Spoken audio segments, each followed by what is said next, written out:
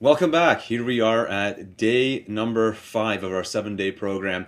And today's topic, very enlightening, very inspiring. One of my favorites, developing your mind. And if you look at what we did yesterday when it came to facing fears, you've already started doing this. You've already started working on the development of your mind and taking more control of your mind. But today's about diving deeper and giving you a real understanding of the connection between your mind and your body and the results that you're getting in your life. And whether you realize it or not, those three are always connected.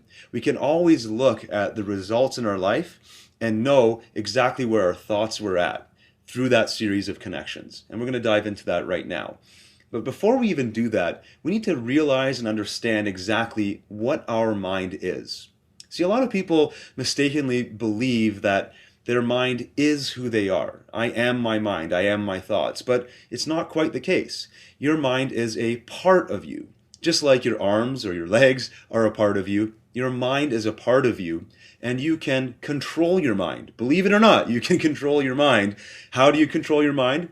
By the thoughts that you choose. Now, a lot of people will step in right now and say, well, I don't choose all of my thoughts. When somebody cuts me off in traffic and I get pissed off, I don't choose for that to happen. Well, as a matter of fact, you do. You just may not realize that you're choosing it. You might have been making this choice for so long that your negative, angry response has just been conditioned. But it is, in fact, a choice. All of your thoughts are a choice. As soon as you realize and embrace the fact that it's a choice, you can start making a change and start moving your thoughts and ultimately your actions and then your results into a brand new direction. Very, very empowering realization. Here's another example. Let's say that your conditioned way of thinking, your conditioned way of operating your mind is to blindly accept all negative criticism or all input in general that comes into your life. So somebody tells you that your idea is no good. You've got a business that you want to start or a career that you want to take on, but somebody else's opinion says, not a good idea, and you blindly accept it. You chose to think the thought that that's an acceptable thing for your life, and you listen to them. And in the past, that was the thought pattern that you chose. Well, now that you realize that you chose it, you can choose a new response. When you start getting negative input, when people start telling you that your ideas, that your dreams are not realistic, are not a good idea, you can choose to reject that and choose to accept a new thought, one that's congruent with all of the goals that you wrote down in day number 2. Once you realize that the choice is in your hands, the power goes back into your court and you can start moving those results. Remember, we're talking about your thoughts determine your actions, which determine your results. If you don't like the result, it goes back to the thought. You're choosing to reject what's not working and accept or creating new thoughts that will produce a result that does work for you. And that's the key. Here's the hard part. You've been choosing thoughts minute by minute, second by second, your entire life. And a lot of those choices are choices that you don't like the results of right now.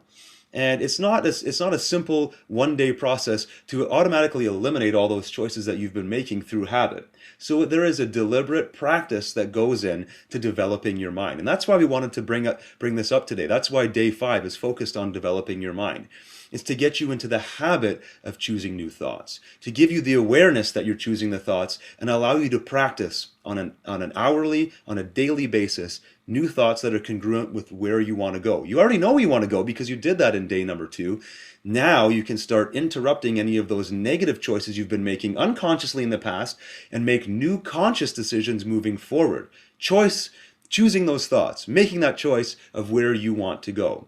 So with today's exercises, you will actually put into motion the exact process you need to redevelop your mind and make the right choices for you and for your vision for your life. So for this week's exercise, start out by writing out a list of all the results in your life right now that you're unhappy with, that you don't like and you want to remove them and change them and replace them. Once you have all of those written out, move on to exercise number 1. Exercise number 1 is to review all of your current thought patterns, repeated patterns of thought, your beliefs, your negative self-talk that is enforcing this, that have allowed you to produce this result in your life.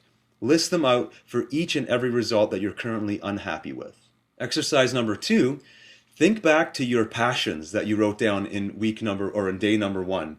And based on those passions, look at the result that you're unhappy with and build a new picture of a result that would excite you, that you'd be thrilled with, and describe that result in as much detail as you can. Use pictures if you need to, use written descriptions, record your voice describing it if you need to, but build a new image of a new result that you want to replace this result that you're currently unhappy with.